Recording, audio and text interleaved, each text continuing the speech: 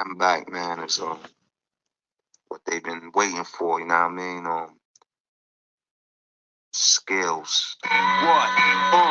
Yo, just when things seem the same, and the whole scene is lame, I come and rain with the unexplained for the brains. The things change, they strain the sling. I'm trained to bring game. History that I arranged, been regained by King James. Go to practice with tactics, with attractants, theatrics. Women that look like actresses, status of Cleopatra's, stacks of mathematics to feed your. Bless up, one and all. Welcome to another episode of the Troy Graham Experience. I am the aforementioned Troy Graham, and on tonight's show, we have a wealth of boxing knowledge and wisdom. Tonight, we have the great Pepe Correa, and we have the champion maker Marvin McDowell. Welcome, gentlemen. How you doing? How you doing? How you doing? What up, Troy? All right. I just want to say something to those that are listening who might not know who these gentlemen are because you're young, you don't know. You have you're gonna get a lot of knowledge tonight because these gentlemen have worked with legends like Sugar Ray Leonard, Simon Brown, just etc., and etc. All right. Now, I'm not going to tell you who starts first, but who wants to start and give their bio first, their quick little bio first, as to how many years they've been in the sport and how you got started in the sport. Go ahead, dog. Well, Umar Marvin McDowell. I'm the founder, president, and executive director of the Umar Boxing and Youth Development. No hooks for books, and put the guns down, put the guns down, put the gloves up. And no hooks for books and whatever else. I do a lot of things in the community. I feed the community. Kids just, all of them aren't going to be boxers. So, I just try to do some things to help them on their way. And, boxing is my life. And I'm just trying to, get these kids, get them off the streets and get them on something positive that's going to save their life. So that's what I do. All right. All right, brother Pepe, you want to jump in here? Yep, Jose Pepe Correa. That's my name. They call me Pepe. I started the Sugar Ray Leonard Training Center down in Palmer Park, Maryland, way back when Ray was about 14 years old. Yeah. And from there, I went on. I met a guy by the name of Dave Jacobs, brought him in. He's gone there, rest his soul. Jack Morton, those guys, I brought them in. And then I went on from there to open up a team in Washington, D.C. called the Latin Connections. That's where. That's right. Yeah, that was a tight team too, man. We got 2 world champions out of there. That's right. And this man that's sitting here with me tonight, I call him Dog. Y'all call him McDowell. I call him Dog. That's what I've been calling him all my life. I'm gonna tell you something. He and Simon Brown used to hook. I'm gonna say it my way. They used to hook ass, buddy.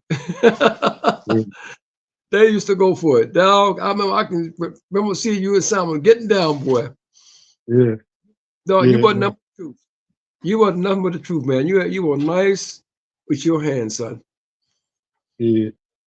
Yeah, a lot of people don't know, So then a lot of people wasn't around, now that when I was fighting, man, that didn't really talk about what I used to do. Yeah, see, Marvin's being humble because I've heard the stories about Marvin too. He's just being humble because that's what he does. He doesn't, sometimes I just got to poke him so he'll start talking and stuff. But he's being real humble. And as far and as far as you go, as far as fighting Pepe, you fought a little bit yourself too, right? I used to hit a couple of people upside the brain bone. I'm talking about in the ring, brother. But I'll be honest with you. Back in the day, and I'll be very honest with you, there was a guy that came to me and says, "Pep, you speak Spanish, so I needed this fighter here and this particular time, this player." So I support all over the country on the different damn names and every damn thing. But I was getting paid, and I would tell him point blank, if you got a guy. Pepe, this guy, I cannot afford him to get beat all up real bad. I said, if he get cute, I'm gonna knock him out. And that I've had to do a couple times. Mm-hmm. Yeah. Okay, so I got a question. I got a question for Teddy both of Brenner, you that's the gentlemen. guy's name. Teddy Brenner. Teddy Brenner used to look. He used to always call Pepe. What is the difference between training to, training like in this era as far as training like back, let's say in the 90s and 2000, because you don't see a lot of great fighters coming out anymore. So what's the difference, with the training The- right now, or is it just the talent overall? no, it's not the talent overall. It's the fact that you have a bunch of so-called trainers out there with towers these days. You know what? Back in the day, my man, we did road work. We did road work in the snow, the rain, the whatever. Yeah. Okay. Now That's right. everybody run around on the damn treadmill and Yeah. jumping over ropes in the ring and looking like a fool. Nothing takes the place of putting them gloves on and boxing. Okay, Yep. nothing take the place of going out there in that snow and that rain and the ice and whatever, and you do your road. Mhm. That's what we did then. Them Yeah. guys today could not touch these fighters of yesteryear. That's right. I'm telling you something. You got Mayweather came along at the right time. Right. As you know, Ray Leonard beat his daddy's behind. He Mhm. wouldn't have been able to do nothing with Ray. Okay, he wouldn't have been able to do nothing with Hearns or Duran or even Dog. We got right here. Mayweather couldn't have done nothing with you, Dog. And I know that. He been out. I know that. I know you can put him to sleep. What you think? What Mayweather gonna do with goddamn Simon Brown with them bombs? Oh, Come man. on. Ooh. You just said something that's gonna upset a lot of people. That's why I want you to say it again. You said you said that Floyd. You said that Floyd wouldn't have been able to hold his own with the Sugar Rays and the Thomas Hearns and Yeah. Marvin McDowell Nope. or Simon Brown. Yeah. Why is that? Why is that? Give a breakdown real quick. Let me tell you. From a trainer's point of view. Let me tell you something. Had Simon Brown backed him up, okay, against the ropes, when he got through beating on his body, he would have wanted to give it up anyway. Okay, Right. them guys are trying to headhunt with Mayweather. Okay, Mhm. they didn't know what the hell they're doing. Mhm. Kill the body, the head will die. That's Right. just the way it is. Absolutely. Yeah. Yeah. Okay, yeah, back to you, brother Marvin. How would you handle you the fighter now, not the trainer? How would you have handled Floyd in the ring? This Floyd Jr. Well, I had a nice pop too. So what I'm saying, No uh, question. I would set him up, box him a little bit, man, and catch him with that straight right hand or that hook, and that would be it. For real. Because I could box and I could brawl and I could do whatever I had to do to get you up out of there, man. That's what I would do. You know. And I'm saying back in the 70s and 80s and during that time, man, and part of the 90s, that was the best time of boxing, man. You know That's what I'm right. saying? Yes. Any of the contenders from 1 to 10 had a shot of being, would have a good chance of being a champion. In Absolutely. any of the weight classes, man. Yeah. I absolutely agree. I absolutely agree. Now, Pepe, you might not remember when you met me because you met me through Simon years ago, and I was like a teenager, right? And we used to live in Germantown.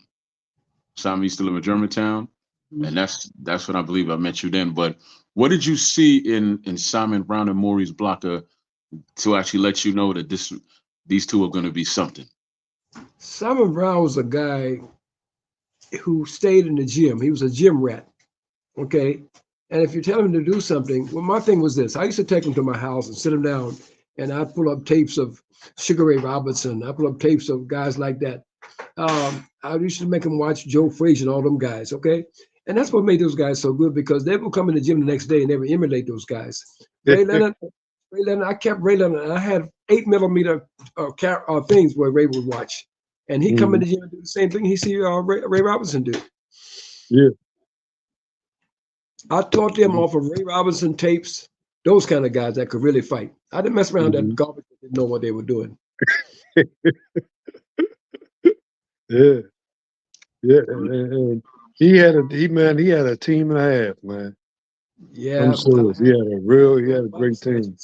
Thank you, you. Marvin, you had a now Marvin, because we go back about 20 years. I've seen people come and go and you've had some special talent coming on your gym. But what is it that makes a fighter stick and stay? Because as I've seen the frustration sometimes when you're trying to train these brothers and they have all this talent, but they just don't want to stick and stay. Well, So what is the one, well, see, the thing with me, man, is that I don't pacify no people, man, because I didn't come up like that, man. You know, I'm not no cheerleader, because the information that you're getting it from me, you know, and I'm not going to pacify you, man. If this is what you want to do, you got you gotta do it, you know, And I feel the and same way. that's it, man. Because I wasn't pacified when I was training, and and I was trained by some good trainers like Larry Middleton. He was a former heavyweight contender. He was a great technician. And Jimmy McAllister. Jimmy McAllister was a rough dude, man. I'm saying he was very good, man. And matter of fact, you can check the record. He was the only man on record that fought Willie Pep to a draw. So if you fought Willie Pep back during that time, you really beat him. yeah, you You did. know, Absolutely. yeah, they called it a draw, but he really whipped Willie Pep's butt. And I'm saying he was rough, man. And those guys, you know, they put so much information into me, man. And that's what I use right now when I'm working with the kids, man. You know, Okay. Marvin, Mhm. these days kids are not even taught to step in their jab properly. I see right, guys call themselves stepping the jab, and the front foot of their foot is in the air this high. They're not taught to keep the toe down. And they teach the basics first. Give them the right, basics, and right. everything else will fall in line for them. That's And they right. don't teach the basics these days. You got guys in the gym, got a whole bunch of ropes all over the ring, trying to do something stiff and jumping over. Oh, come on, man. Mhm. Nothing take the Look, look, place of rounds, boxing. right, Get in there and right. get the rounds in. Man, they have them jumping over ties. They have them doing it. You can't take that shit in the ring with you when you fight, man. Oh, come on, You man. know. That's another thing that gets on my nerve. They got guys walking up and down the floor with big, heavy car tires and truck Yeah, tires. yeah. You And can't take it in the ring with you, man. look, here's something else. Put one foot in a car tire, and the other guy uh, got his foot in, and then you all supposed to stand there yeah, and battle yeah, each other. How dumb is that? I saw that foolishness. I did. yeah. I Yeah, it's saw it in a crazy, movie man. called Creed. I saw that in a movie called Creed, but Yeah. I just thought it was part of the movie. To be very honest with you, Well, it I did. was because I never did no crazy stuff like that, man. You I did a know. lot. And one more thing while we at it, that damn music. Turn your music down. You can't hear yourself Oh thinking man. these days. Ah, You came here to frame. You came here to box. We didn't come here to go have a party. yeah, and then too, they have earphones in their ears, man. Oh, there you Listen to go. music and stuff, man. Like they are there, like they really can do it. You know, man, it's crazy. I I'm tell from you, the old school, man, and the old school work, man. You man, know. it's Let me ask you this, right? What if you have a fighter like, okay, there's a fight coming up with what's his name? Devin Haney. Yeah, Devin Haney, and Ryan Garcia. What Yeah. if you have a fighter like, Ryan Garcia, who basically, he half-asses it, but he's such a big name that the pay is going to be good. How do you handle that situation? I wouldn't deal with them. You know, if you don't listen to me and follow my instructions and stuff like that, man, I don't care how much it is, man. Like, oh, who you are, what you doing. You know, hey, I don't do it like that, man. let me just say this about Ryan Garcia. You got nice hands and all that good stuff. You can dish it, but can you take it? Right. And the other kid, I don't see much in him. I don't see much in either. These guys, look, the other one can box, got nice hands. But I'm gonna tell you something. Pressure busts a pipe, okay? And you don't come with a bang. So that's the way I feel about boxing. You got a Uh, guy, he's trying to box, put the pressure on him. You can break all that up, say to the body with him. You break him down, okay? I right. don't care how good he think he can box. Pressure busts a Yep. pipe. That's right. Okay, but Yep. let's flip the situation now. What if you have a fighter that comes in with a father who says, "Well, I'm his trainer, and you're like the advisor"? how do you deal with that situation? I don't play that. You bring them to Right, me. right. Just give you an example. Ray Leonard called me to come out and train certain fighters in California. Okay. I sit down and talk with the kid's dad because he didn't speak English, and I told him point blank, I'm coming here to get your son ready. You can't get him to go rounds. I can. I'm the lead man. Fight night, I'll let you get in front of me. But guess what? In this damn camp, when I say go, okay, Yep. when I say go in this camp, and Hmm. that's the way it was. That's the way any camp that I went that Ray Leonard called me to, it was my way or the highway. Right, right. Okay, okay, good. You know what? You know what, Pep? Why don't you share your history with Ray? You know, how'd you meet him? You know, what was your yeah, you know, what was your status with Ray exactly? Ray Leonard came. Okay, let me show you how to. I opened that team down there, and Ray Leonard's brother came in. Roger Leonard came in first. Okay, You said Roger Leonard, yeah, you said you had a team. Where was the team, Pep? Palmer Park Recreation Center is where it started at, Yep. not the gym it is right now. So we started. I went in and talked to a guy by the name of Arlie Dunlap when I first came down from New York, and I asked him. I said, "Hey man, I'm just coming down here from New York. I see you got guys and you got gloves." So I put my gloves on. I went down there and I shook up a couple guys down. I said, "This is how you do it." So after I did what I had to do down there, I went inside and I talked to Arlie Dunlap. I said, "Can I start a boxing team down here? I'm gonna be down here for a little while."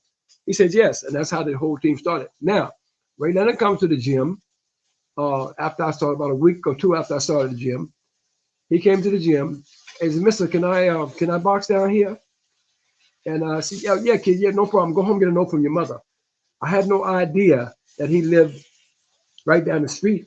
He was, I mean, you can throw a stone the way he lived at. Next thing I know, Hmm. he's standing back there with this note from his mama, right? So I said, let me get this kid out of my way. I called one of the other guys that had been already there boxing, and I said, hey, kid, go ahead and get your glove up. And I put him in with Ray. Ray Leonard came out. Let me see if I can show you. He's gonna come back on in a second, Marvin. But yeah, Yeah. yeah. See, because I want to give you, I want him to give some history, just like you. You know, give some history. Like I know you worked with Franchon Cruz. What was your Hmm. history with Franchon Cruz, Marvin? Hmm. Well, I started her when she was like 15 years old. She was in this school. So anyway, Uh, listen. okay. Oh, Hmm. here was. He came in the gym with his hands like this. And I said, time, bing, bing, bing, bing. And the best fighter that I had down at the time, Ray Leonard put him to sleep. I said, oh, hell, let me spend some time with this kid. That's how that whole thing got started. That's how it Okay. started. Okay. Now you know what? I saw a video of the was it the Hearns fight or was it the Durant fight? You know, were you in the corner for both those fights, or you know, am I wrong about that? Yes, I was in the ladder fight at Hmm. the last fight with Hearns and the number three with Duran. Those were the ones they called, and I worked with Ray basically where I was up top. Because Ray said, man, look, man, I don't care what happened in your life back down the road, but you my damn trainer. Come on up top. So that's why you saw me up front. Yeah, and you know what? I'm gonna tell you this, right? I didn't really know that Pepe was was like that with Ray. You know, nobody never really put the story out like that. And see me, I always thought Dave Jacobs was the man that started Ray and you know I everything brought like Dave, that. I didn't know I that. brought Dave Jacobs in. I brought him Yeah, in. I yeah, met I'm him. sure. I did not know that. Yep, I sure did. I brought him in, and Janks Morton at the time was already down there playing basketball. That's where he came from. But he knew Mike Trainer, and Hmm. that's where Janks came in. Hmm. Okay. See, a lot of Okay. Now, people don't know Marvin. that. The truth is the light, baby. Yeah, it Yeah. is. Yeah, because I think I was watching that fight with Simon years ago because he wanted to show me just how tight you were with him, and I saw it. I saw it on the video. This is when people. This when you had a VCR back in the day, so you could you know remember how long ago that was, right? So yeah, but Marvin, you know, go ahead and finish up about you and Franchon Cruz. Yeah. Well, you know, she really came. You know, she's a singer. She sings very well, man. And she came. She started working out to lose weight to you know start her singing career. And she started working and started getting good. So she started fighting. I was getting the fights and everything. Mhm. Are we talking about at So what age, Marvin? 15, 15 years old. She was I'm saying she was rough, man. And she used to only spar with the guys. But when the guys, couldn't spar with her, I sparred with her personally myself. I sparred with her and got her ready for a lot of her fights, you know. And one day she had a fight. I said, look, you know what? I said, next year, by this time next year, you're going to be Golden Glove champ. And from year after year after year, she was winning everything. Nobody couldn't beat her. So she went from 154 to 165, a weight class. And I'm saying she was unstoppable, you know.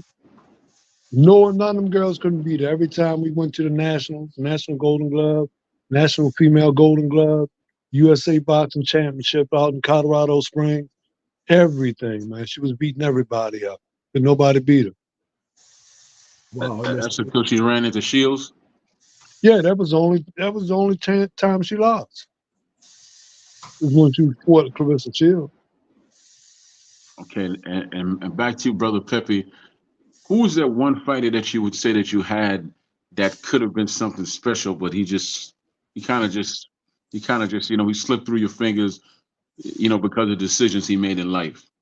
Not one, two. Too. Okay. Okay, Aaron Caldwell. I used to Yep. call him the. You know who I'm talking about, dog. Yeah. I fought him in the Golden Gloves. Okay, and Roger Leonard. Roger Really? Leonard. Man, Roger the Dodger. Roger Leonard was a beast. Roger Leonard was the truth. When did you train Roger Leonard, Pep? From day one we started. Let me Okay. tell you something. I had Roger Leonard in a championship fight some years ago, and Roger had actually won the fight. The last round of the fight, Roger's eye got kind of swollen, right? So I sent him back out, and he got caught with a pretty good punch. He had won the fight going away. And Ray and I were back and forth with the towel. Ray snatched the towel out of my hand, and this is how it went. Just like you see my hand doing right now. Bing, when the towel hit the damn ring, damn, Roger had lost the fight because his brother snatched the damn towel and threw it. Dang. He lost the championship because his brother panicked. Then he said, man, my brother don't need all this. He don't need all that. I said, man, he was okay. You just beat your own brother. He won the title. Well, he threw the towel in on him, right? He threw the towel with us, man. I was back and forth with that towel. And then he finally got away from himself and threw it. And Roger lost the damn fight because of that. I had no idea that you actually work with Roger. So what was his skill set like, Pep? What was the yeah. Roger Leonard had a hell of a jab, and he had a 1-2 that could put you to sleep. I'm telling you the truth. His 1-2 was like Larry Holmes. I'm not lying. And his jab was awesome. I remember times when he and Ray would be sparring, and we'd have to pull them apart because they tear the whole damn ring down. These are two brothers. You put them together, boy, you had a war. Yeah. I first met Roger, I think it was in 1978. I had won the South Atlantic Championship. And we went to the Nationals down in, I think it was Biloxi, Mississippi. And he fought for the Air Force. He was on the Air Force team. And that's when I first saw him. Is that right? Yep. Okay, and the other guy I'm talking about, his name was Aaron Caldwell. They called him the Brick. Yep. His boy could knock he down was a twin. He was a twin, right? He was a twin, right? He was a twin, identical twin, right? But he could knock down a brick wall. I'm telling you. Yeah. What was his weight class, Pepe? What was his weight class? He was a welterweight. Yep. Okay. Right. He was a welterweight, and he could go. Now, I just thought of another fighter, Teddy Reed. I had a kid by the name of Teddy Reed. His superstitions got him. He was from Jamaica, but he didn't want to get on a plane. We wanted to drive to Vegas. I said, well, I'll tell you what, I'll be in Vegas waiting for you. Then he come to Vegas. He was overweight, and he had to take a lot of weight off him. And I said, hey, this championship fight is gone, because I knew if I took all that weight off, I knew he wasn't going to have it. But to Teddy Reed was a monster. And I think that another thing that hurt Teddy Reed is the fact that he fought a kid in Miami one time, and well, the kid happened to lose his life.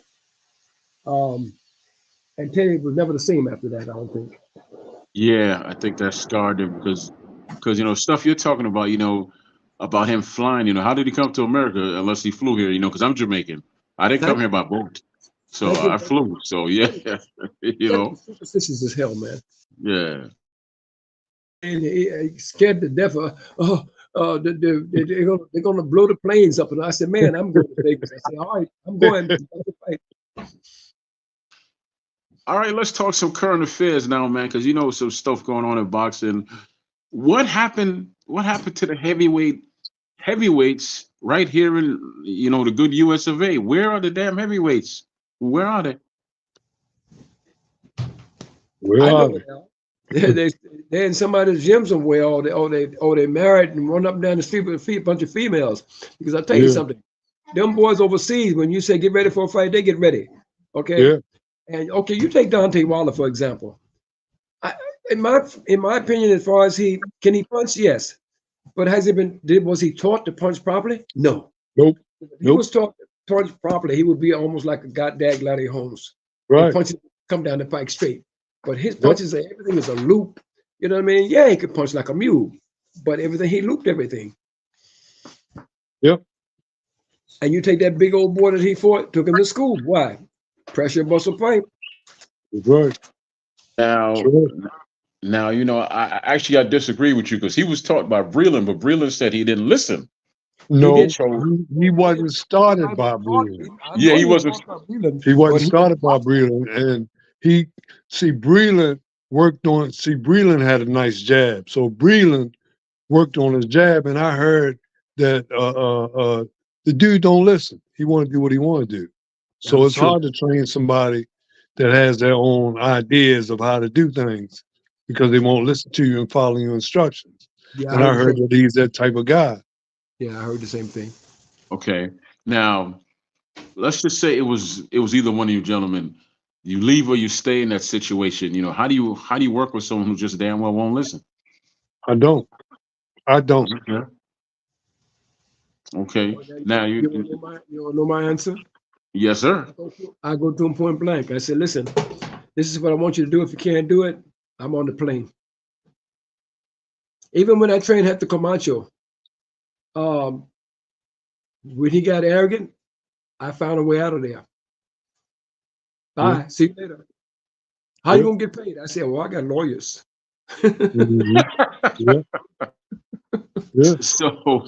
So Pep, you from the Bronx like myself also. You came from the Bronx, right? You're so right. Right. You came from the South Bronx, right? Yes. Okay, so tell us. I've seen the pictures and all that back in the 70s and maybe late 60s about how it looked like it was just bombed out over there. What was it like in the South Bronx back in the 60s? Was it as rough as the pictures looked, or was it, Well, let me tell you this: if you didn't have no good hands, you couldn't make it. If you didn't have no heart, you couldn't make it, huh? Right, and if you didn't speak Spanish, you were in trouble too. Okay. So that's the way it is. I remember many days we'd be out on the street banging like hell with the Cubans and the Dominicans and all this crazy stuff,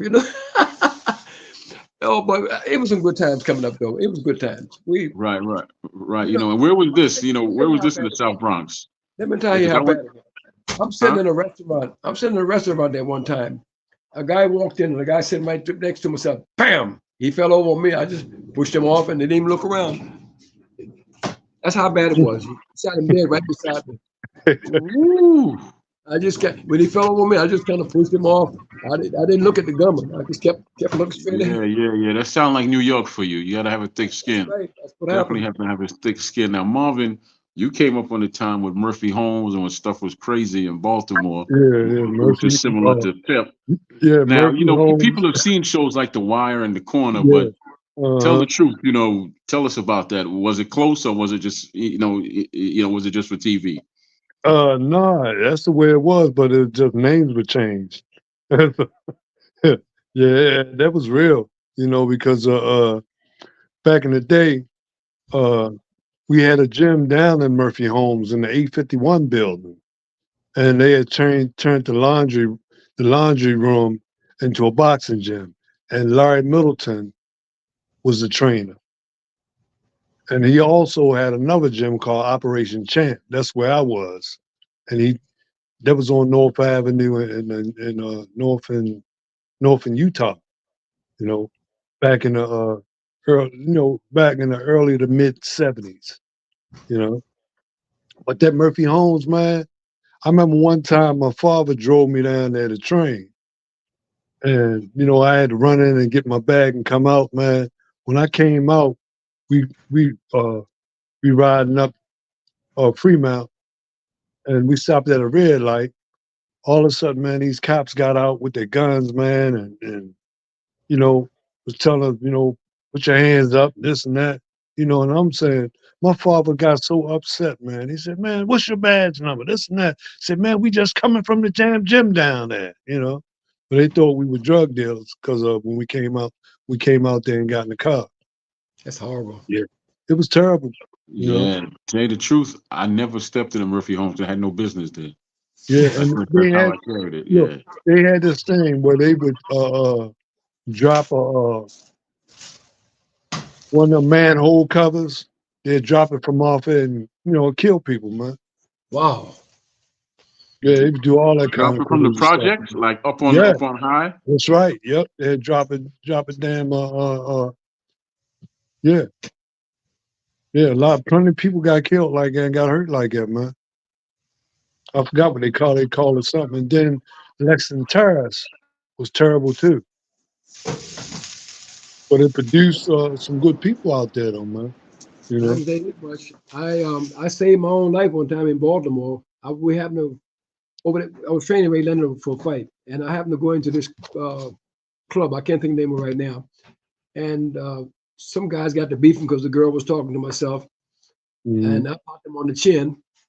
And the next thing I know, the eyes were coming from everywhere. So I said, "Well, a good run beat a bad stand." So I rolled out, and a bus driver actually saved me, man, because when these dudes were coming, I jumped on the bus and told him drive, and he took off. Yeah, And that must have been Odell's. The I tell you, man, it was rough. I tell you what, club it was Odell's on North Baltimore. Avenue. Odell's.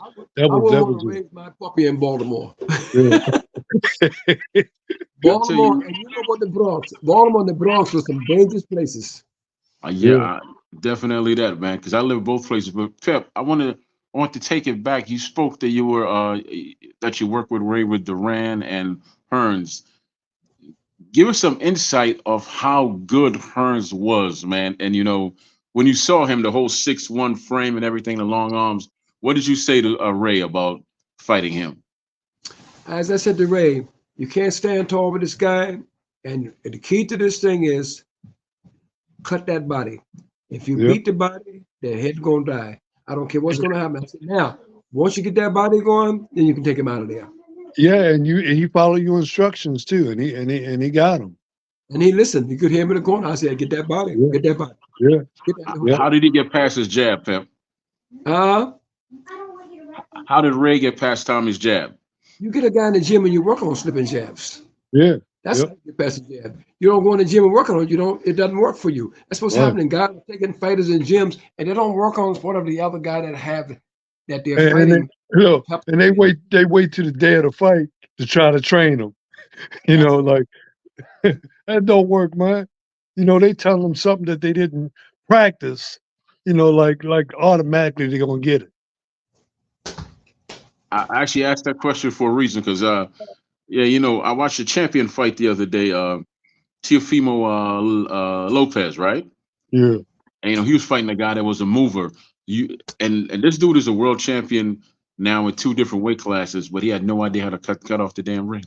And Right. that's No. They kept following. crazy. Yeah. And that's what we taught. Now here, the dog, you know what we're talking about. That's what we taught. We taught you Yeah. how to cut the ring off. Okay. We taught you Yep. how to take the guy's jab away from you. And we get you in the gym. And Mhm. you and for Ray Leonard, I used to bring in guys of 175, 180, 190 pounds. Okay. These were big guys. Okay. Mhm.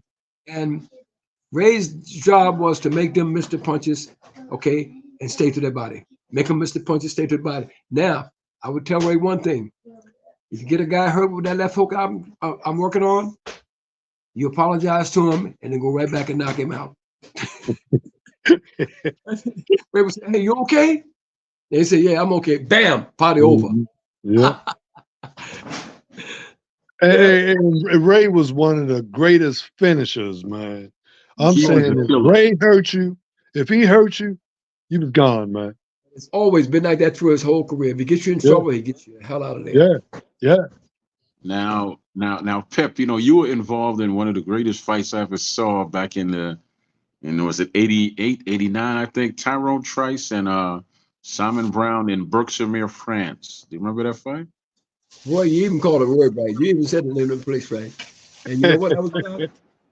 You know what? I'm gonna tell you something, and I don't mind saying this to anybody. Get mad, Simon. I'm gonna tell it like it was. But after he had gotten knocked down, he come back to the corner. He says, "I don't know, man. I don't know." I said, "My word, MF, we didn't come way to F from France to cut some gloves off. I told you to think about it, and I told you to watch out for that for the right hand he had. But no, you didn't want to listen. Get inside close with this sucker, okay, and beat him up for me." And that's what he did.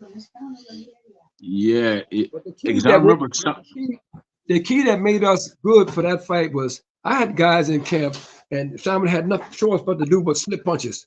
Okay, because if he didn't move his head, the guy was going to take his head out.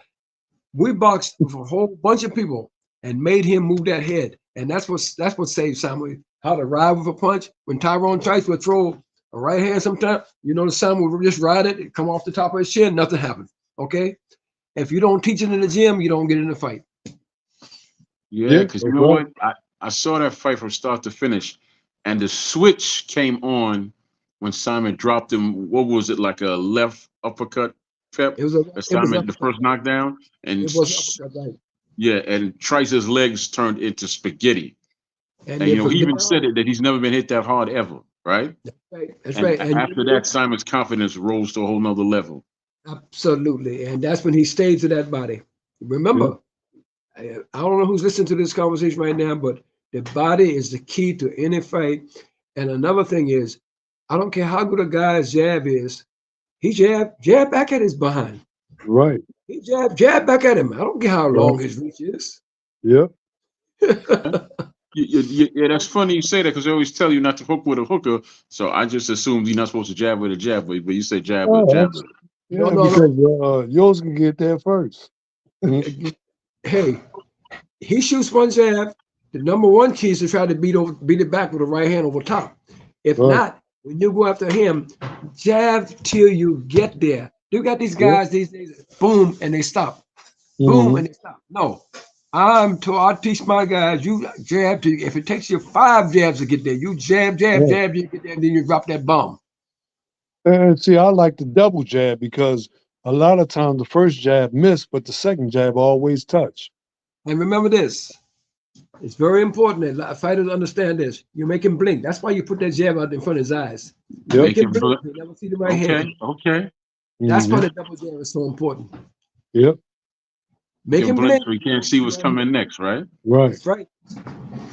Okay, And now Marvin. you don't do it with one jab, you do it with 2 jabs. It's Mhm. that second jab that actually sets you up to drop that right hand inside. That's right. And always come back with a cleanup punch, which is a left hook. Yep.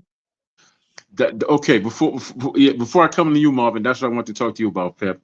That Mhm. hook that Simon finished. Okay, I think it was the 13, 14 round when Simon thought the fight was over and he laid down in the ring and the ref was like, the fight ain't over. And he jumped up right back to the corner, right? And Right. then I could hear you in the corner. You were like, I just need you to catch him with one clean shot, Simon. They showed it one clean shot. And Simon was hooking like crazy. When he landed that hook, did you say, thank you, Lord, this fight's over? I most certainly did. I said, okay, now you're champion, baby. I knew it was over Yeah. because we worked on that hook for him in training camp. The hook, the hook, the hook, the hook, the hook was everything, baby. Yeah, man. I mean, that's one of the that fight. I watched that with my grandmother. She was a big, she loves Simon, but that took a lot out of both of those human beings right there. That took a Yeah, lot out of both of them. yeah. He called. As a matter of fact, Simon called myself last night.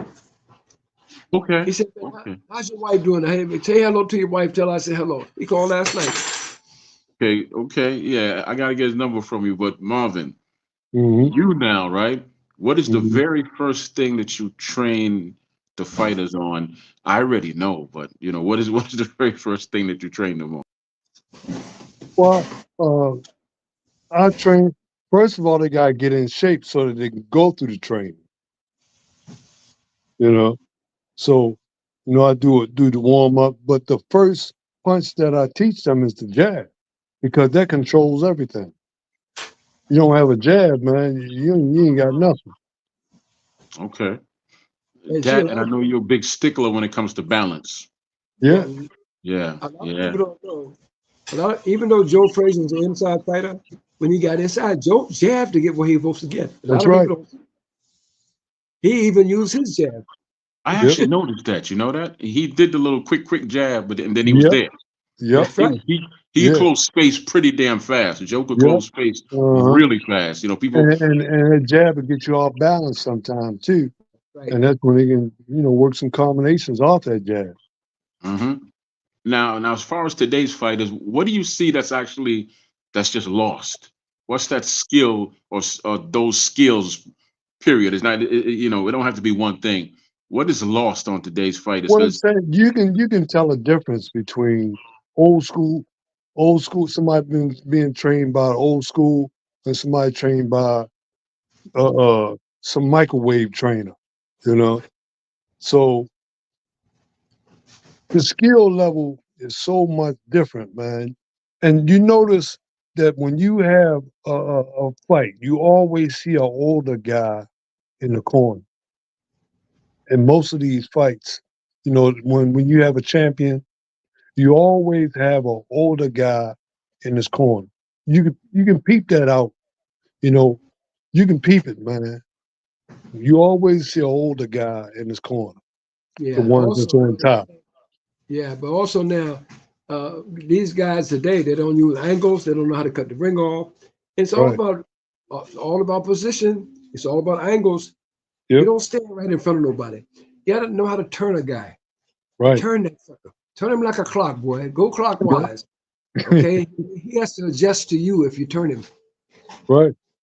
You standing bang, bang, bang. Hey, the biggest Yeah. banger wins.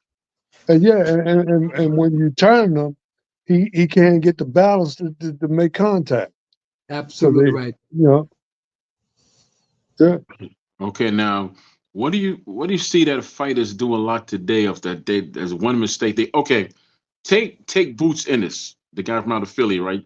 He's a hot guy right now. He's a great talent. He's very talented, but he constantly gets hit by the right hand. Every fight he's getting hit by right hand, right hand, right hand. Why is that?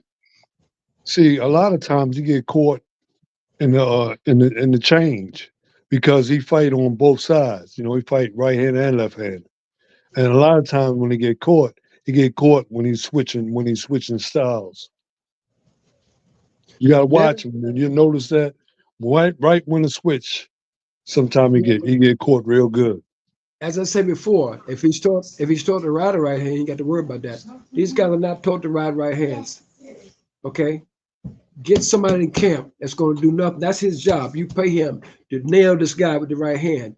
Hmm. My guy who's on the other end, his job is to make sure he make him miss that right hand. Right, Okay, and then learn to be a good counterpuncher. You don't have enough counterpunchers these days. right. How Yep. many guys, other than that boy from overseas, you don't see nobody putting angles on you.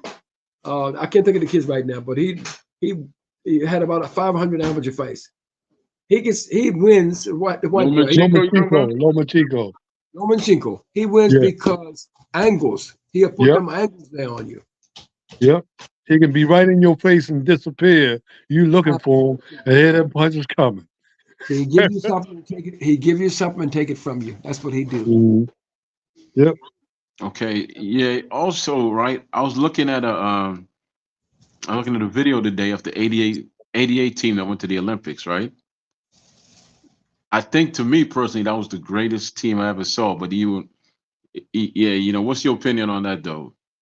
That had Evander Holyfield, Purnell, uh, Mark Andrew Breland, made it. Andrew made Virgil it. Hill. Who else was on there? Marvin. What, Uh, Leo Love was Rudolph. on that team. Leo Rudolph. Okay. Uh, yeah, Leo Rudolph was on the And we team. all forget about Andrew Maynard. Yeah. Yes, Andrew was on that team. Yep. Yeah. Now the problem. I used to train Andrew Maynard, and I asked him not to take the fight with Bobby Chaz. They took it anyway, so they lost the fight. Andrew didn't really Mhm. lose that because you were told not to take the fight, and he wasn't ready for Chaz. Oh, he gonna knock Right. Chaz out. No, Yeah. he didn't have it. He wasn't ready for no Chaz. Yep. Ches was rough business back in his day. He was Yeah. rough. Yeah. Yeah. Chance could fight, man. Yeah, No he question. could take a beating and come back too. Mhm. Yeah. He was rough business, man. But to tell you the truth, how I watch fights is, I guess it's similar to how you watch fights. And I see like a lot of these cats are off balance. And a lot of times nowadays I see fighters leap in, and Yep. lose it. What is going on with all where's that the talent is, I don't know if it's the talent, the training, or what it is that's not the same, but what is being lost? That thing, okay, like you take Crawford. When you look at Crawford, you see someone that You see was old school. polished. You see He old was school. polished. He was grown. He was grown to do that, right? It Mhm. ain't flashy, but damn it, it works and is always going to work, right? Because the basics, he once you learn the basics, man, and then you develop a style with it, you'll win a lot. You'll be on point all the time, man. The I basics love what win the Crawford. I fights. put it in anybody. I don't put nobody on top of Crawford. I don't care what weight it is. Yeah, yeah. You know what? I'm glad you on tonight because I want to ask someone who would know. Crawford in his prime and Ray in his prime. Who Ray wins? Leonard, Ray was still too fast and Ray sharp, Leonard, man. Okay. there's a little too much speed for him. Yeah, And just a tough. Ray was a tough freaking nut. Don't let nobody yeah, bullshit you. Ray yeah, was a real deal.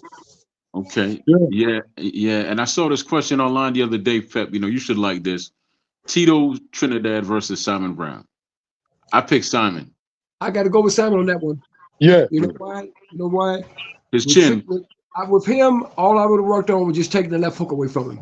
And yep, all you have to Yes. do is just reach out and touch his arm when he get ready to yep, punch.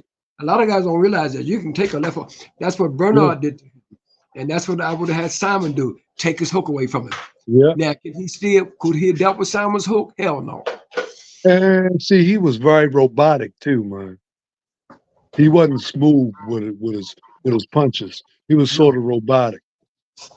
no. Now, as I said before, you take his hook away, you beat him all day long. But you got to take the hook away from him. That's absolutely true because he also did the thing kind of like Joe Louis. Yeah, he shuffled his feet when he moved forward. Yeah, Yes, he sure did. Trinidad, he shuffled his feet, so that was your window to catch him. Kind of like what Simon did yeah. to Terry Norris in the first fight when he shot that shotgun jab out on him and he Hmm. knocked his behind down. Right? You don't even see that anymore because if you say that to people nowadays, most people don't know what that is. Just like a jab to the belly, you don't see that no more. Yeah, But dog know this. We Yeah. teach guys, if you teach a guy in the gym how to step with a jab, then yep. you really got something. I got a 7-year-old grandson. I'm grandson. I got a 7-year-old granddaughter sitting here right now. We just left the gym. I had to have her show a kid or two kids how to step with a jab. And she's 7 years old. She's a little girl. Yeah, but You look who taught her. yeah. Well, her daddy, we lost him in 2020 of a motorcycle accident. But this Hmm. little girl is the same as her dad. She throw the punches the same way. She got the Hmm. same temperament and everything else. That's her daddy all over again. Yeah. And she's in the gym getting it together. Hmm. And tonight, my wife is right here. She will tell you, tell my granddaughter, 7 years old, show this boy how to teach how to throw a jab. Show him how to step with a jab. Show him how to throw a Hmm. right hand, throw it off of your shoulder instead of just throwing an arm punch. And that's what's happening. Got a lot of guys that are throwing arm punches. They're not taught to punch with their body. They don't. Look, a lot of the times they are not taught the proper technique. Right. Once you teach the proper techniques, man, you can develop monsters, man. You know. Okay, I got another one. I want you to pick like 5 current fighters of today that you would love to work with, man, and just train it to becoming actually reaching their peaks. Like 5, they could be the top, so-called top guys or guys you get from the bottom. Just name me 5 fighters currently that you would like to train that you're not training. Who you talking to? Myself or dog? Both of you. I'm talking to both of you. Well, as you said before, Crawford would be 1. Okay. Mhm. And my little redhead boy out of Mexico will be number 2. All right. Alvarez, yeah. I'm telling you, he will be number 2. And guess what? I'm stopping right there. I don't want no more. Mhm. That's it. I don't want no boss on the rest of them because those are the cream of the crop right there.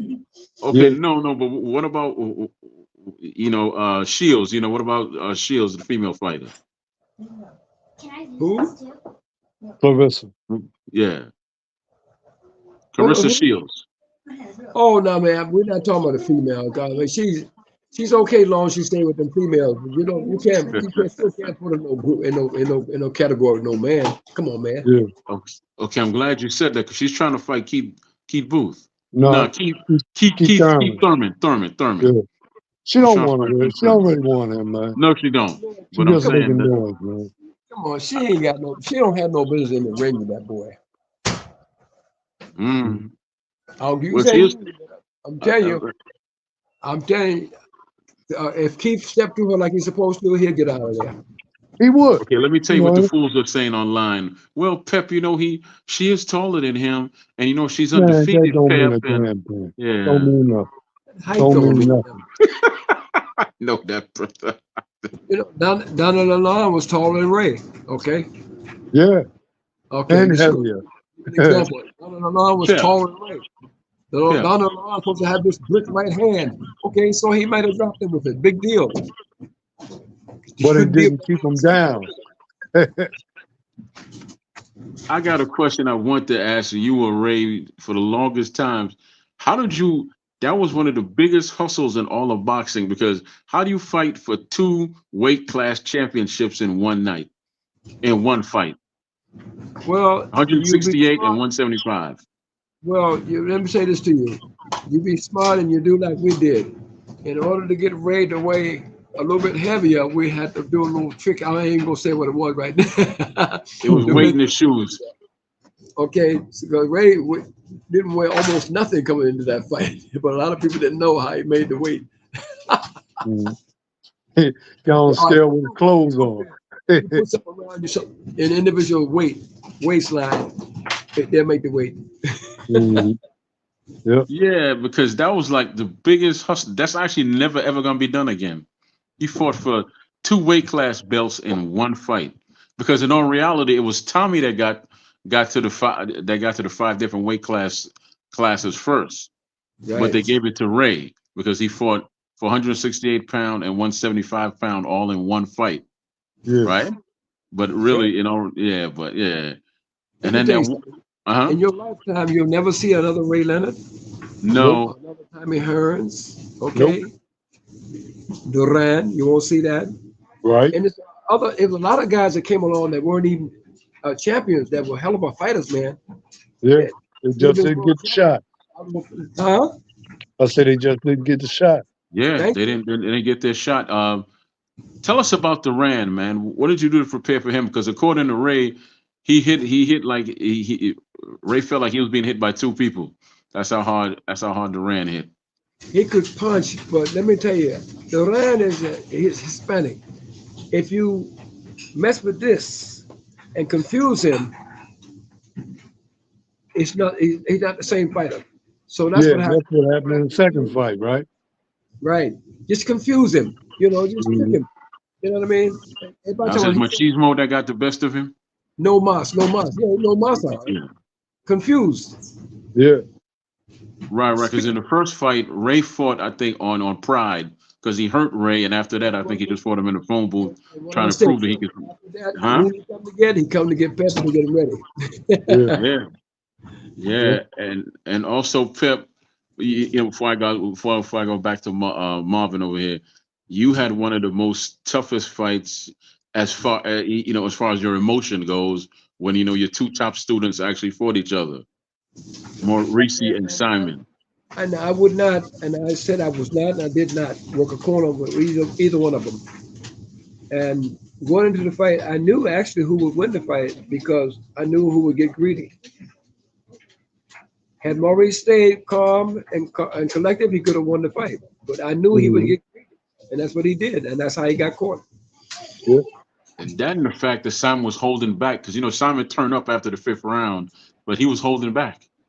I Yes, saw it. I saw it. He was holding. yes, he was. He was Yes, holding back. His trainer kept slapping him in the face, like, "Come on, Simon! Come on, Simon! You get yes, close. You get close, Simon." Right? that was Emil Griffin. Emil Griffin, yeah, Yeah. Mel Griffin was boxing up Simon, man, and then yeah. it was a light switch that went on in that 10th round that he went from, you know, I don't want to say soft, but to savage. He just No, went from he wasn't yeah. his friend no more. No, because Reese wasn't handling Simon like he was no friend. Reese was taking care of business. No, he would pop, pop, pop, pop, pop. He Yeah, would be boxing the fool out of, wasn't he? he was in there taking care of business, baby. And then when Simon caught him with that uppercut, and then and that hook that sent him across the ring, had him on the ropes looking like he was crazy. Right. Simon, because Simon said he went to help him up. But yeah, I don't think he was going over there to help him up. But yeah, That boy could punch like a mule. Even when I took him to Jamaica to fight, man, people said, man, the heat's going to affect him. I said, the boy's from Jamaica. Get out of here. Come on, stop Yeah. being selfish. That heat don't bother him. Okay, look at the body stature. Who was the body stature? See if anybody, one of y'all know. Mike Mike McCollum. was nothing but the truth. Mhm. Yes, yeah. Because if you talk to James Toney about him, he still says to this day that was his toughest fight. And if you watch James fight after he fought McCollum, he borrowed a lot from McCollum. That's Yeah. right. He borrowed a lot, like some of the subtleties you don't see anymore. McCollum, like when he fought, Julian Jackson, right? Right. He didn't run from him. He stayed right in front of him, but he gave him enough space where he could see the punches coming and slide here, slide there, and then counter him, which is how he beat him. Most guys nowadays, when they fight punches, like there was a young man recently who fought a puncher, what's his name? Shakur, right? He damn near jumped out the ring every time the man came close to threw a punch at him. He damn near jumped out the ring, Mhm. brother. I mean, what is going on that all these subtleties are lost? What's going on? As I said before, we go old school, and you do it the Mhm. way we did it, you have a real fighter. Okay, Yeah, all right. that's right. That's right. Yeah, yeah, man. That's something I definitely miss, man. I miss it because I could tell the difference between the fighters from the '90s to 2000s till today. Like the guys they say are great today wouldn't even be considered good back Shit, with hey, the ones. Pepe, you remember I fought Maurice in Westminster Yes, for the regional championship? yes. Yeah, he was looking for that hard right hand. I switched up and put the left, started hooking him. And I got a chance to go on that trip, man. Yeah. Pepe said, "Dog, you got me, dog. You got me, man." All right, well, You one mentioned last question, man, one before I second, shut it James down, Toney. because it's coming up on the hour mark there, gentlemen. Who was that one fighter like when you had Simon Pepe and Marvin when you had Franchon? Was there a fighter that you said to yourself, Simon, you're good, but we're gonna keep him for later, so we can make some money off him? Who was that one fighter? Oh, no, stop that quick. I got a question for you. What happened with Simon and Mark Breland? How come they never fought? And the same thing with Marlon Starling. How come he never got his rematch? I did not like the movers for Simon. Maurice could handle those movers. Okay, There's certain guys if they even switch left-handed, Simon couldn't handle them, but Maurice could handle them. So I kept them away from those guys. Okay, what about Mark Brillin and Simon? Mark Breland, his people never would take the fight. I asked for it a couple of times, they wouldn't take it. He was made to order for Simon. I tell people that a lot, but they don't believe me. Yeah. And then when you Marvin with Franchon, what fighters did you ever want to keep her away from until she could make some money with them? Man, anybody that was her weight class, man, she could beat. If I was in her corner. I just want to show you. Seriously, anybody you put in front of her, when she was with me, she could beat. All right. And I believe that Simon had a chance to fight Chavez, but that fight fell out and he took Meldrick Taylor instead. I don't know how true that is or not. And who took Meldrick Taylor? Chavez. Oh, Chavez? Let me tell you something. My man had won that fight, and that referee stopped that fight too soon, okay? Yeah. It was 2 seconds left. It was 2 seconds left. That was a shame. That was a shame. But you know who lost that fight for him? His trainer. Lou Duva. Okay? Instead of sending that boy out there to move and slide, you don't want to fight, son. All you gotta do is just groove. Go knock him out. Go knock him out. That was the worst thing you could have told him. He should have listened to Georgie Benton because Georgie was the fighter. You should have listened to Georgie And Benton. he was never the same after that fight, man. Because his soul was ripped. His soul was broken. They broke his soul after that. They couldn't do anything with him. Lost that fight for that kid. Go knock him out. That thing still breaks my heart today because he gave every ounce of who he was in that fight. And I blame that referee too, man. Yeah, the ref called it too. He got some blame for that too, man. It was Don King that called it. Because to me personally, because you gotta understand, Tyson was locked up. Chavez was his money guy at the time. There's no way that Chavez could have lost because that would have hurt him. So 2 seconds or not, he's taking that fight. He's taking that fight, and that's what happened. But gentlemen, if you want to give out your social media and all that, and before I close out the show, I want to say thank you. I appreciate y'all coming by and dropping all this knowledge and just having a good time. But I don't know which one of you wants to go first. Give your social media, how you could be reached if anybody wants to get trained or anything like that. Yeah, I'll go. But Pepe, my man, from way back, man. I'm glad to see him, man. Good to see you. You get me on Facebook, Umar Marvin McDowell, on Instagram, Umar Marvin. And hey, I'm here. I'm trying to get me a world champ, man. I'm gonna do better than that. I'm gonna come to BMO to see you one weekend. Yeah, I want you to do that. I want you to do that, and I will welcome you, bro. Okay, my brother. You're welcome to come down anytime you get ready. You can bring some of your guys down if you want to the Cigarette Island Training Center. Okay, we open Tuesday through Friday from 3 to 7 or 3 to 8, and on Saturdays from 10 to 2. The doors are open. Anytime you want to come down, you want to bring a team down, and get in touch with you because we'd like to bring some guys up there too. Okay, yeah, that's good. That's good. I tell you what, if that ever happens where you come to Baltimore, Pep, you let me, even though I'm in North Carolina, y'all both gotta let me know, and I'll come down there and I'll video the whole thing, and we'll just make a day of it, man. Because that's something I don't want to miss. Because Marvin, I know what Marvin could do, and I already know what you could do. So that's something I don't want to miss. Pepe don't realize that that I'm a fan of his too, man. Thank you, because I'm saying we go way back, but I'm still one of his fans too, man. Because a lot of people haven't done the things that he done, man.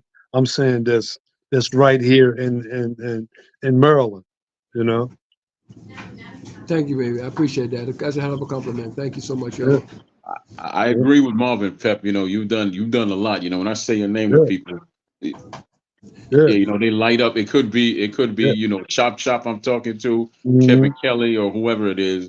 Everybody's name light up. But Marvin, give yourself some credit too, because you How many kids did you work with? Is it 5,000 or is it more than that? Maybe about 10, about 10, 10. 15,000. Yeah. Uh-huh. And you changed lives, Pep. I used to go to I used to take my kids to like different programs in the summer, right? And I had three boys, but I couldn't really get in because I was always late for whatever reason. As soon as I told them I knew Marvin, they're like, "Oh yeah, come on in. We'll find some space for you." You see, it's As all in soon who as you you, know. huh? It's all in who you know, right? It's all in, is Yeah. exactly all in who you know. So both you gentlemen have had an effect on people's lives. You definitely had an effect on mine. Because I still remember when Simon was when I met you through Simon, right? And he was telling me all these stories about you, and he even put his IBF belt on me one time, Pep, and that was incredible, man. How That nice. was Hey, Pepe, you incredible. remember when Larry used to bring us over to your team when where you I forgot where it was, but it was like we used to go downstairs That was into the that place. connection. That was at the Latin connection uptown. Yeah, Yeah, yep, yep, and they had that little small ring. We had a fighters ring down there. That yeah, thing's a mess. yeah. Sure enough, sure enough. Yeah. But a lot of people, don't realize how long I've been in this, right? You know, some of them just see me as a trainer, but they don't know I actually did this stuff, man. Yes, you did. And Pepe too. I'm going to nominate you for the Maryland Boxing Hall of Fame. So look forward to that. Peace be still. Thank you. Yeah. So Before I go, look. I'm the chairman of the nominating committee, and okay. you deserve to be in the Maryland Boxing Hall of Fame, man. Thank you. You know what? And you're going in. If I didn't mention Lennox Lewis because he won his first three titles with me. With me, Lennox Lewis was a boxer, and he Yeah. became a big puncher later on with other guys. Okay. All Hmm. right. I did not know he won his three titles with you, Pep. I did not know that. Yeah. His first three titles won with Pepe Correa. But all right, gentlemen, thank you so much, man. I really seriously appreciate the show. Y'all coming by, giving me your time, and sharing so much knowledge. Hopefully, we get together again and do this again, man. This actually meant a lot to me. So thank you very much. I appreciate both of you. Good seeing All both right, of you. man.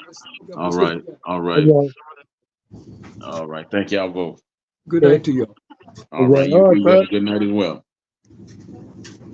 Peace be still. All right, brother. Thank you so much. All right. Good night. Well, that's the benefits of doing this, man. I had another great show with two great guests. I loved it, man. Loved it, loved it, loved it. If if anybody who's listening and still watching the show, please subscribe and share this show because these gentlemen passed on a lot of information and knowledge about things that you're not gonna hear about, and there's just so much said tonight, man. But you know what? That's what. Hey, you don't want to keep all that to yourself. You definitely want to share it and pass it on to others. Because if you look at it, you have two world class trainers that honestly, if you give them a talent or someone who's just a diamond in the rough right now, they could turn them into something incredible. I know because I've seen their work. I go back 20 something years with Marvin. Pep is a little further because I met Simon Brown when I was a teenager. I'm 53 now. So yeah, but that's a blessing, man. I don't, I get it. I get it. Everybody wants to focus on this and that and the third and the drama. I don't do the drama, especially when I can get people like that on my show. I'm not going to do it. I'm not going to do it. I'm going to stick and stay with what I feel is right. And then whether I have 10 people or 1,000, I'm going to keep going until the good Lord says it's your time. And he opens up your hearts, and then he opens up the doors for me to go where I want to go. I'm not saying I'm right all the time. No, what I'm saying is I feel good doing this. And if I did anything else, I'd be phony. The drama, drama, drama, that's phony. This is what I like doing. I like it. It's not forced, it's authentic, it's just what it is, you know? It's what it is. I want to thank every single person that came by, every single person that liked, every single person that shared, every single person that's gonna watch the replay. I will never disappoint you. I'll do my best not to disappoint you. Can't say never, you know. I'll do my very best, my due diligence to never disappoint you when I come on here, and and I'll put together guests I know that could feed off each other, and that actually love have a lot of respect for each other, and they could build with each other, and they could impart something on you, because a lot of times it's really not about the quantity, but it's about the quality and it's about the memories. So on that note, respect one and all. Let me get to my handy dandy tablet over here and see what song I can leave y'all with. You know what I'm saying? I am happy. I enjoyed that, man. I enjoyed it. What y'all want to hear? What y'all want to hear, man? You want to hear something funny, or you just want to hear something? You know what? You gonna get what you're gonna get. You know, I think I'm ready. Yeah, I think I'm ready. We're gonna leave you tonight with the diplomats. I'm ready. I'm ready. I'm ready. Now some breaking news. Of course, you know you got to hit the damn commercials first, right? That's okay. We can talk over the commercials. It's all right. It's all right. Bless up one and all, man. Great show, great show. Thank you for coming out. And if you missed it, watch it later, share it, talk about it, then talk to me about it. Bless up the show. Where you at, baby? I'm still Santana. This is music right here. Once again, where you at? I feel like Rocky or something, man. Yo, they try to box me in the corner for the longest. No key, lock me in this corner for the longest. But come on, man, they can't fuck with me. Can't. They really well said, let's do this, man. I got him, man. Somehow I managed to creep from under the rock. Linking up with Cam, him linking up with the rock now. I told you, come on, man. I won't fail you, niggas. I got this. Where they go? This is powerful music I bring to the table. The sequel of Able, the way I swing canes, cuz. Yeah. Let the music talk to him. Yo, y'all know I'm passing focus. In case you haven't noticed, squeeze and blast them open as soon as the magnum open. Yeah. Come on. I told you, man. Come on. Cam gonna make me a star. I'ma make him a million. That's all you're getting tonight. Bless up yourself one and all.